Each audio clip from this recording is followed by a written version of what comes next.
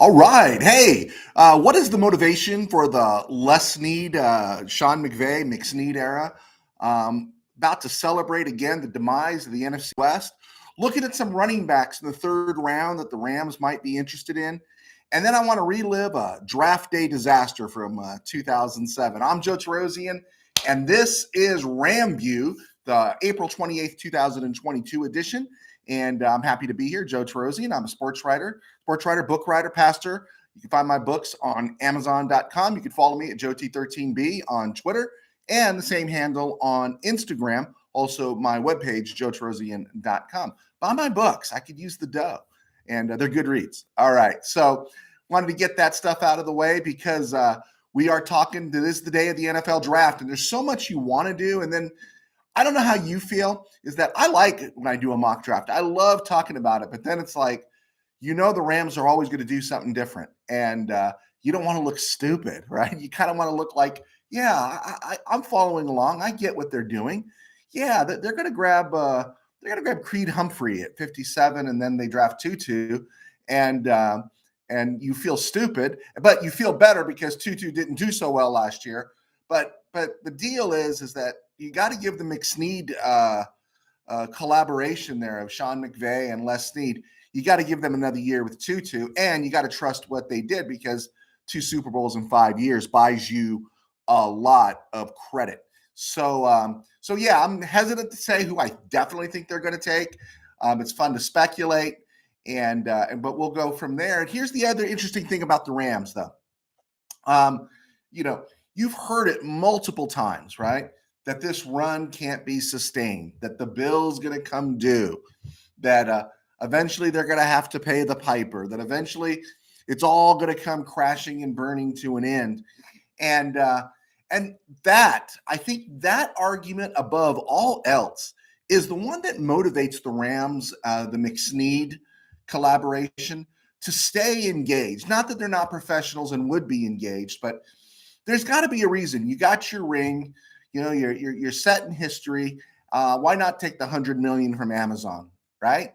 Les Snead's been doing this for 10 years. Maybe he wants to spend time with Kara Henderson and live on the beach. But I think they see that between themselves and an owner like Stan Kroenke, and a city like LA where it demands that they play at a high level, I think they see opportunity. And so while everyone's saying crash and burn, they're trading draft picks, the salary cap, all this stuff. I think their motivation is to create something that has never been created before. Now, when we were younger, or let's go back to the 60s, so there are teams you could count on that were literally every year. These were the teams that were in the playoffs, Rams, Raiders, Cowboys, Vikings, Dolphins.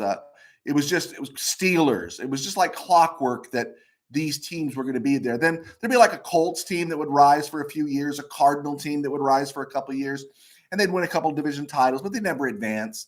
And so you'd see that the Eagles, you'd see these teams rise, but those other teams I mentioned, they were there all the time. And the Raiders had to be considered a dynasty, right? 3 Super Bowls in the span of 7 seasons, 8 seasons, and same ownership, the silver and black and all that. Of course, you had the Packer dynasty with Lombardi. Then you had the Steelers and the Cowboys to some extent.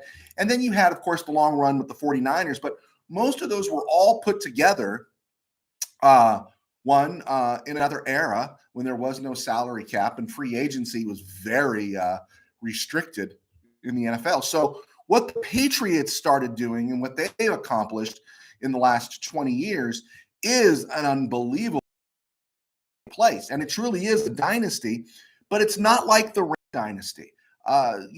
They came in to being here, and they, right from the start, even though it was their draft picks, we get it, they had Tom Brady, greatest quarterback ever, Bill Belichick, greatest head coach ever, and then they had a owner like Robert Kraft, who was a fan who became an owner, not some rich dude who kind of bought it because he thought it'd be interesting.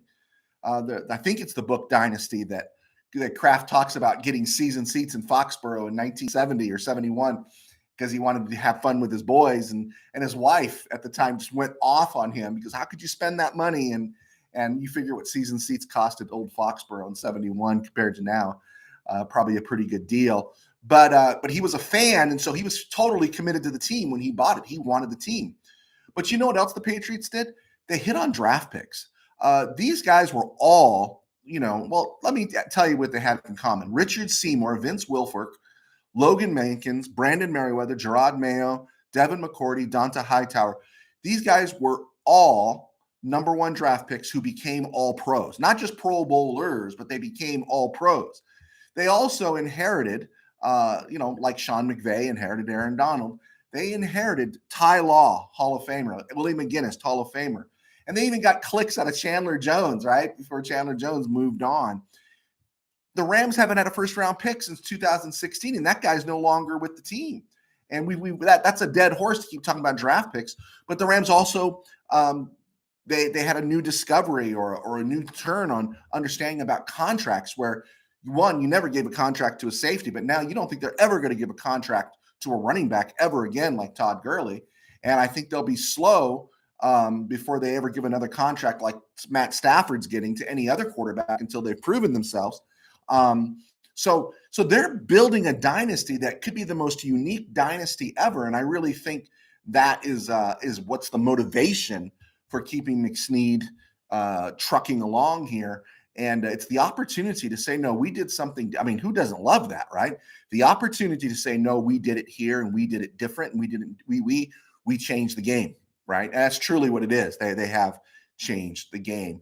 And it's just really, it's a lot of fun to watch. It doesn't give you a lot to complain about. It requires a lot of trust and say, okay, you drafted Tutu. I'm going to give you the benefit of the doubt. But soon as if Tutu whiffs, if Tutu becomes a bust and is gone by the end of this year, before this year, then you're gonna start echoing. Well, they missed on Greg Robinson too. But they've earned it, and so you have to give them the benefit of the doubt. Excited about the demise of the NFC West. I know that sounds really weird. You want a tough division. You want to be ready. I get it. I get all of it. But where the Rams' window is right now, they got some guys with some mileage on them. Cooper Kupp's got mileage on him, folks. I know we still think of him as young, but he's been in the league since 2018. This will be his sixth year coming up, or 2017. Yeah, this will be his fifth year, and I got to check that. But he's not young anymore, and he's got a lot of mileage. Aaron Donald's got a lot of mileage. Matt Stafford's got a lot of mileage, courtesy of Detroit. And Bobby Wagner's got a lot of mileage. Even Jalen Ramsey played with some sore shoulders last year. They've got a lot of mileage. And so I think they know how to win and they know how to prep themselves. It would be nice not to have to run through the NFL version of the SEC. And so it's great to see the demise of the NFC West. And I'm not saying it's a bunch of patsies. The 49ers still scare me. But I think they're going to need a year before they find out about Trey Lance. And I think Trey Lance will be good, but they're going to need a year for him to get all under his belt. And in the meantime, guys like George Kittle, and they always gets hurt. Their running backs always get hurt. And so then that brings it back to the Deebo Samuel thing where they put him in the backfield. He became a star and he doesn't want to play in the backfield anymore. And he wants top dollar. He's not a top dollar receiver. And so the idea of Deebo Samuel getting traded, I just love that idea because I don't want to have to see him anymore as a Ram fan. And then the other aspect of it is if they keep him and sign him, because he says he's not coming in until he gets his big dough, great. Hamstring their salary cap all the more. The 49ers do have salary cap issues, and they still have Jimmy G on the roster. So you're going to pay Jimmy G, and then you're going to pay Deebo Samuel. And then you're not going to get Deebo Samuel. Will you get Deebo Samuel doing the wide back stuff that he was doing? So I love this predicament the 49ers are in. I love the idea and the reports that I'm hearing the Arizona Cardinals will be signing Kyler Murray. Please do. Advance him all the dough. Do everything. Commit to this guy because this guy doesn't scare me. And can you imagine if in his fourth year they still they don't go to the playoffs, or if they don't get a playoff win, it'll be really interesting to see, man, will he have some buyer's remorse? Seattle possibly going after Baker Mayfield. Yeah, sounds good. I'm good with that. They don't have a running game right now. They don't have a great offensive line. It's always like, right, let Russ cook, but Russ is gone now. And now you're going to ask Baker Mayfield to cook, and he needs a running game. And their running game's not great. And so or average at best. And so, yeah, send him to Seattle. It's a good deal for Seattle. They get him for 1 year, 19. I personally, if I were them, I'd be in on the Malik Willis move. I think Malik Willis is the only quarterback. And it's funny, last week, so up and down, right? Last week, everyone's talking about Kenny Pickett. Oh, he's going to go in the first round. And now this week, all I've heard is the only one that's first round worthy is Malik Willis. Hey, man, come to the RamView. I was talking about that 2 weeks ago. He's the only one that is first round worthy. That doesn't mean he's going to make it, but he's the only one with first round upside. And that's my argument in terms of the discussion about Trayvon Walker, the edge from Georgia, which everyone has going number one. It's because he has tremendous upside. I like Aiden Hutchinson. I'm very pro Michigan. I like Michigan because they always play Ohio State, and I hate Ohio State. But Aiden Hutchinson, as they're saying, he just looks like a guy who's going to be really good. He doesn't look like he's number one. Maybe it's because he's white. They think he's a Boza. Maybe because he's white, they think he's a Watt. And I don't know. I think he's really good. I just don't think he's great. And it's a safe pick, and you can't go wrong. You play for 10 years. But I don't know. I'd like to take a shot with Trayvon Walker if I could, and we'll see what happens from there. So anyway, that kind of rounds up what's going on in terms of the NFC West, and I think the Rams are in prime position. And then looking at what's been trending on Rams mock drafts, as I said, it's got to be a corner. To me, the most obvious pick is a corner. Of course, the obvious pick last year was a center and off-ball linebacker. So the one thing that's trending upward right now, because Darrell Henderson is a senior. He's in his last year of his contract, and Cam Akers can be a little spotty health-wise. It really could be a running back. And the Rams have interviewed James Cook. He's Dalvin Cook's brother. If he's anything like Dalvin, that'd be a heck of a steal. But how do you project James Cook falling all the way to 104? I just can't see it. So a lot of these names that you see bantied about, again, take this guy, take this guy. It's like, yeah, I'd take him too. But the truth is, are they going to be there? And that's why this first day of the draft and any trades that are taking place are interesting. It's very unlikely the Rams trade up. But again, it's the Rams, and they might do something different. If they see a James Cook within reach at 85 on back, maybe they make a move. It would be interesting to see. One of the players that fell to me in my latest mock draft that I didn't post is the other Georgia running back, Zamir White, who's big, strong. They call him a violent runner, and very pro Georgia these days. Anything that's coming out of Georgia Bulldog football is really good. And I in every mock draft I've done, and I haven't posted them all, every mock draft I've done, I've never had Zamir White fall to me at 104. And when he was at 104, I took him this time. Another name at running back that is popping up is Arizona State's Rachaad White. And of course, the real flavor of the day, not so much in the third round, but at the 142 pick in the fourth round, is Pierre Strong Jr. of South Dakota State. And he looks really, he's fun watch. He'd be interesting to see. Is he a guy that the Rams could avoid at third round, grab something they want at corner, and still have him there? And at 142, yeah, there's a strong possibility that could be. Could they package a sixth and a fifth and move up a little further in the fourth round and grab him if they think he's on? Yeah, that's a possibility. Again, Rams got free agents on the offensive line next year in Havenstein and David Edwards. They got free agents at safety. Two of their four safeties currently on the roster are free agents, and Nick Scott and Taylor Rapp. They've got free agents. They got two free agents along the defensive line in Greg Gaines and Ashawn Robinson.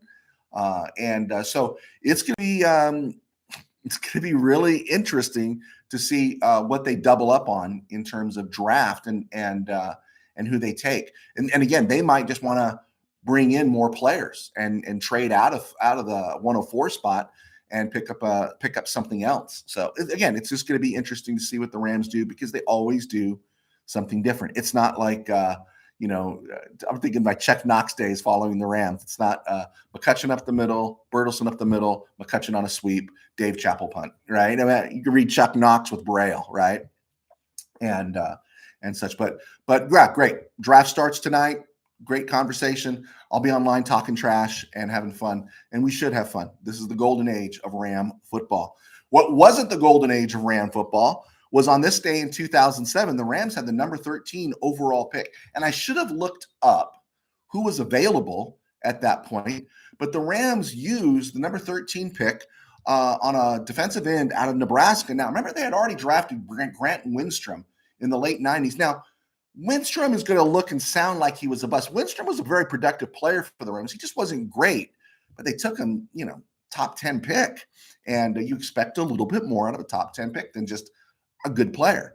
Well, the Rams at number 13 in 2007 took another Nebraska Cornhusker, and his name was Adam Carriker. Okay, remember Adam Carriker? They talked about how his biceps were like thighs. They called him Popeye because he was so strong, and he was going to be the new dude. He was big bodied, supposed to get around and make sacks. Adam Carriker played 5 years, played 2 years with the Rams, 3 years with the Skins, missed one season with injury in 2009. He only had 9 sacks in his entire career, and only 2 of them with the Rams. He was such a whiff that by 2010, the Rams sent him to the Redskins for a 5th and 7th round pick, and they whiffed on those picks too. I think that was the Billy Devaney era, right? And it just didn't work out. So yeah, Adam Carriker, what a dark day in Ram history. And that followed up the 2006 draft where they drafted Ty Hill, the cornerback. I remember when they drafted Ty Hill in 2006, I'm thinking, all right, good. They got the new Pat Thomas, Rod Perry, right? Diminutive little cornerback. They see him, they like him. And of course, he whiffed. And so 2006, 2007, the Rams missed on their picks. They had the number 2 overall in 2008. We talked about it yesterday. I think they draft. We mentioned they drafted Chris Long, who was good, real good, but not transcendent. Rams and number 2 picks just don't seem to work out. But better news on this date in 2012, number 171 overall in the 6th round. The Rams got their hands on Greg Zuerlein. All right, that was a good draft pick, right?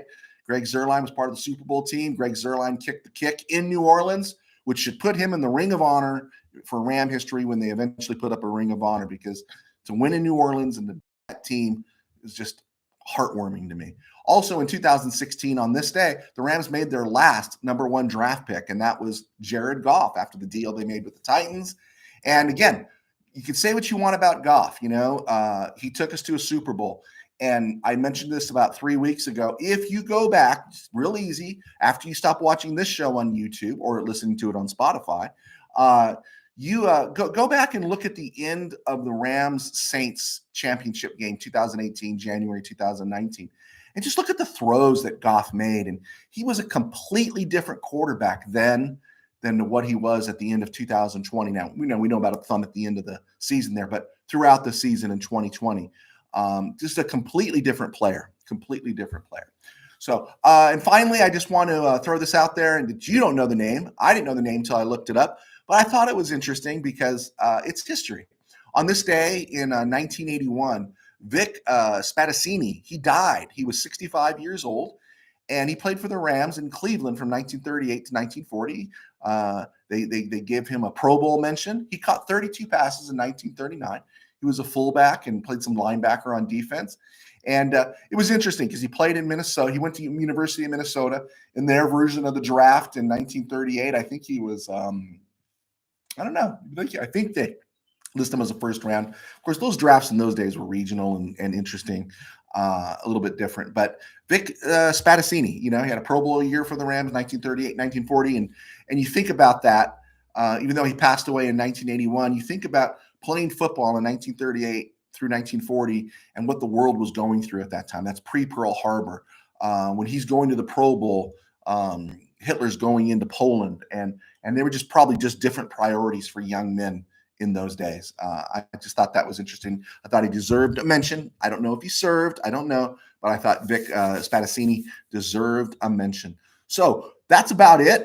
We are at I'm at about the 20-minute mark. I'm really happy I kept this tight today. Please, I'm going to be posting in a little bit. Check out on joetorosian.com from the Ram Cave. And I'm just doing a little history there on the Rams GMs, their biggest hits and their biggest whiffs, and talking just a little bit about the odd links between Burt Jones and Joe Namath, who we know from other teams who had very successful careers, but we seem to forget they wrapped up with the Rams. So we're going to have that on joetorosian.com on From the Ram Cave. I'll post the link, and I'll even try to embed this video in there. Okay, folks, enjoy the draft. We will talk to you tomorrow. God bless.